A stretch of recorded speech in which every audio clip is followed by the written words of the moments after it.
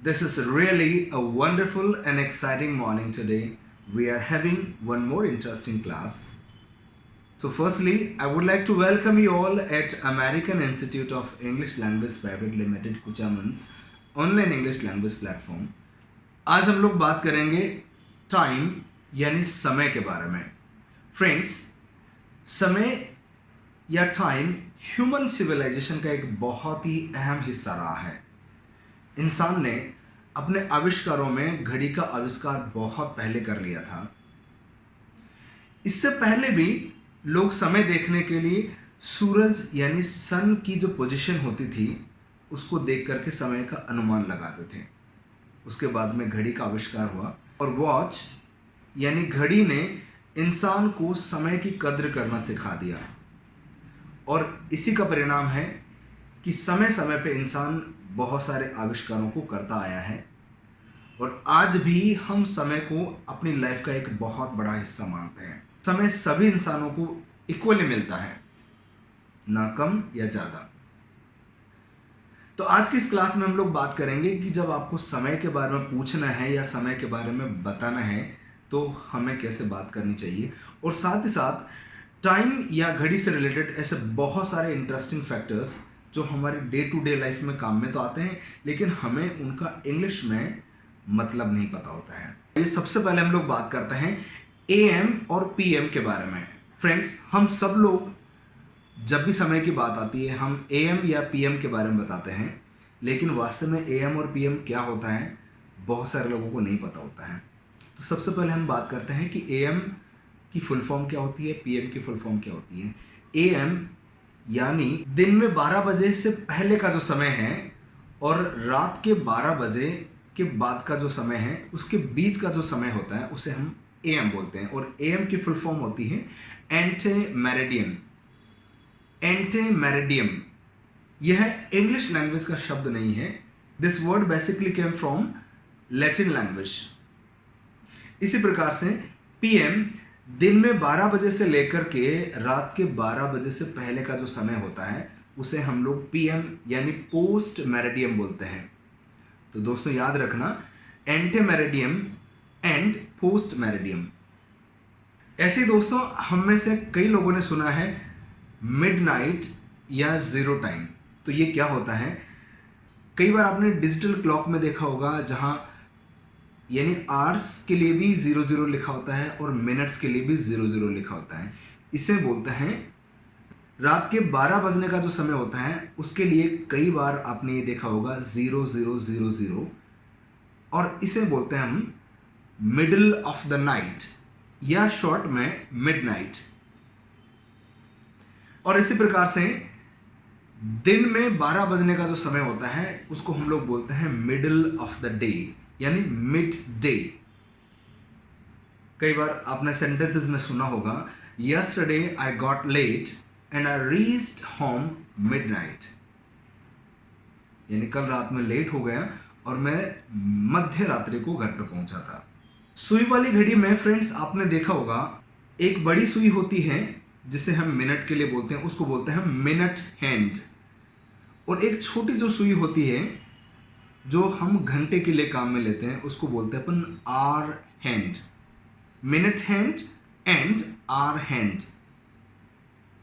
Friends, यदि आपको किसी से समय पूछना है तो हम उसका जो सवाल पूछते हैं अभी कितने बज गए, इसको अपन इंग्लिश में बोलते हैं व्हाट टाइम इज इट, या फिर व्हाट्स द टाइम, या फिर आप पूछ सकते हैं what is the time like, यानी अभी समय क्या हो गया है। इसका जवाब भी हम लोग देते हैं। अब हम जवाब कैसे देते हैं? यदि आपको अभी ये बताना है कि अभी 11:30 बज गए, या फिर अभी 12:15 बज गए, या फिर अभी 1:45 बज गए, तो इनको आप इंग्लिश में कैसे बताएंगे? अब इसके बारे में हम लोग बात करते हैं। फ्रेंड्स, घड़ी में जो आधा घंटे का समय होता है उसको हम लोग बोलते हैं हाफ, और 15 मिनट यानी सवा। एक बार इस घड़ी के चित्र को आप देखिए, 12 से लेकर के 6 तक का जो समय होता है यानी 12, 1, 2, 3, 4, 5, 6, इस आधे घंटे की जो समय अवधि है उसके लिए हम पास्ट काम में लेंगे, और 6 के बाद यानी 7, 8, 9, 10, 11, 12 ये जो आधा घंटा है उसके बाद का जो समय है उसके लिए हम टू काम में लेंगे। कैसे? जैसे आपको यह बताना है कि अभी 11:30 बज गए, तो आप इसे बोलेंगे 11:30। अच्छा, यदि 11:25 हो गए तो आप इसे बोलेंगे 11:25। यदि 11:20 का समय हुआ है तो आप बोलेंगे इट इज 20:11। और यदि 11:40 हो गए तो यह टू वाली कैटेगरी में अब आएगा, और टू से जो सेंटेंस बनेगा वो यह बनेगा कि 12 बजने में 20 मिनट बाकी है, यानी 11:40 हो गए, तो इसे आप बोलेंगे इट इज 20:12, यानी 20 मिनट बचे हैं 12 बजने में। यदि 12 बजने में 10 मिनट कम है, यानी 11:50 का समय हुआ है, तो आप बोलेंगे इट इज 10:12, यानी 10 मिनट बाकी हैं 12 बजने में, या फिर 11:50। फ्रेंड्स, यदि इसमें बहुत ज़्यादा कंफ्यूजन है तो आप डिजिटल क्लॉक का सहारा ले सकते हैं। फॉर एग्जाम्पल, यदि आपको ये बताना है कि अभी 11:20 हो गए, तो आप इसे बोल सकते हैं इट इज़ 11:20, या फिर इट इज़ 20:11, यानी 11 बजने के बाद 20 मिनट और हो गए हैं। या फिर आप इसे बोल सकते हैं इट इज़ 11:20। तो इसमें आपको पास्ट या टू के लिए कंफ्यूज होने की ज़रूरत नहीं पड़ेगी। इसी प्रकार से फ्रेंड्स, आपने कई बार देखा होगा, यदि 12:15 बजे का समय आपको बताना है, फॉर एग्जाम्पल कोई आपसे ये पूछता है व्हाट टाइम इज इट, और आपको ये बताना है 12:15 बज गए, तो यहाँ सवा यानी 15 मिनट की जो अवधि होती है उसको हम बोलते हैं क्वार्टर। तो यदि 15 मिनट 12 बजने के बाद में ऊपर हो गए तो आप इसे बोलेंगे इट इज 12:15। और यदि 12 बजने में 15 मिनट कम है, यानी 11:45 का समय है, तो यह 15 मिनट है, इसके लिए आप बोलेंगे इट इज 11:45। अब हम बात करेंगे टाइम से अलग अलग वैरायटी के क्वेश्चन कैसे बनाए जाते हैं और उनका आंसर हमें कैसे देना चाहिए। फॉर एग्जाम्पल, यदि मैं आपसे पूछूं आप कितने बजे उठते हैं, तो इसका क्वेश्चन अपन बनाएंगे।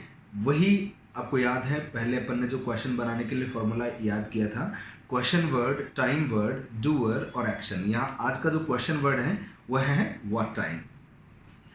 तो what time do you get up in the morning. तो आपको अपने लिए जो टाइम आप उठते हैं उससे क्वेश्चन बनाना है। मैं अपना आंसर दे रहा हूं, I get up at 6 AM in the morning. यदि आप 6:15 बजे उठते हैं तो आपका आंसर रहेगा आई गेट अप एट 6:15, या फिर आई गेट अप एट 6:15, या फिर आप इसका आंसर दे सकते हैं आई गेट अप एट 6:15। यहां ध्यान रखना, आपको समय, जब भी आप कोई भी काम करते हैं उसका जो निश्चित समय है उसके लिए आप प्रेपोजिशन एट लगाएंगे। यदि मुझे पास्ट का क्वेश्चन बनाना है, सेंटेंस को कैसे बनाऊंगा कि कल आप कितने बजे मार्केट गए थे, what time did you go to market yesterday. तो पिछले बार, तो कल आप जिस समय मार्केट गए थे आपको वह समय बताना है। मैं मार्केट 10:45 पे गया था, तो आंसर होगा आई वेंट टू मार्केट 8:45, या फिर आई वेंट टू मार्केट 8:45, या फिर आप बोल सकते हैं आई वेंट टू मार्केट 10:45। ऐसे ही फ्रेंड्स, कई बार आपके दोस्त या फिर रिश्तेदार किसी दूसरे शहर से आपसे मिलने के लिए आते हैं, तो नियरेस्ट रेलवे स्टेशन या बस स्टैंड पे आप उनको रिसीव करने जाते हैं। तो उससे पहले आप उनको कॉल करके पूछते हैं आप कितनी बजे रेलवे स्टेशन पहुंच जाओगे।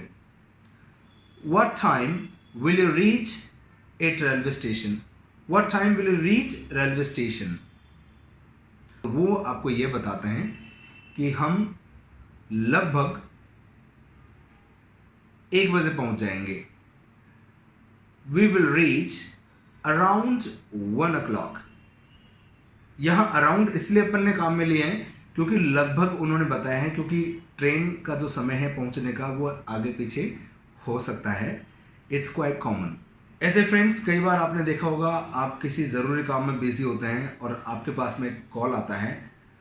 कॉल भी थोड़ा ज़रूरी होता है, लेकिन आपके लिए आप जिस काम को कर रहे हैं, चाहे वो आपकी मीटिंग हो या फिर आप अपने घर में बिजी हो, तो हम कई बार उनको दूसरा समय देते हैं। हम उनको ये बताते हैं कि अभी मैं थोड़ा सा बिजी हूँ, right now I am quite busy. So हम उनको बताते हैं प्लीज़ कॉल मी बैक। और सामने वाला आपसे पूछता है कि मैं आपको कितने बजे कॉल करूं, या फिर मुझे आपको कितनी बजे कॉल करना चाहिए ताकि हम कंफर्टेबल वे में बात कर सकें। तो उनका क्वेश्चन रहता है what time should I call you back, और हम जवाब देते हैं you should call me back after 5 PM, यानी शाम को 5 बजे के बाद में आप मुझे कॉल करें तो यह बेहतर समय होगा बात करने का। So now friends, I hope you must have understood about our today's class, some of the interesting facts I told about the time and how should we ask the questions and how should we tell the time in different ways. But don't forget about your self practice.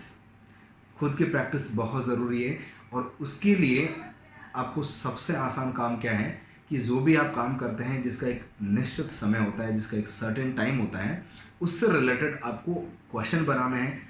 अगर present के हो या past के हो या फिर future के हो, आप अलग अलग टाइम वर्ड्स को यूज़ में लेकर के व्हाट टाइम से क्वेश्चन बना सकते हैं। फॉर एग्जांपल, आप दिन में कितने बजे उठते हैं, what time do you get up. आप कितने बजे सोते हैं, what time do you go to bed. आप कितने बजे न्यूज़ सुनते हैं, what time do you listen to news. इसी प्रकार से यदि आपको बीते हुए कल के बारे में बात करनी है तो आप अपने दोस्तों से, अपने फैमिली मेम्बर्स से क्वेश्चन कर सकते हैं what time did you meet the doctor. आप डॉक्टर से कितने बजे मिले। What time did you catch the train. आपने ट्रेन कितने बजे पकड़ी। What time will you go to cinema. आप सिनेमा कितने बजे जाओगे। इसी प्रकार से यदि आपको यह पूछना है कि मैं यह काम कितने बजे करूं, what time should I? So friends, time is very precious. You must respect the time. You must use time in a proper way. Once time passes, can't be recalled. एक बार जो समय बीत गया उसको आप दोबारा किसी भी स्थिति में नहीं ला सकते। So I'm sure about today's class you must have understood how should we tell the time, and I'm expecting that you will do some self practice to improve your English yourself. Thank you very much.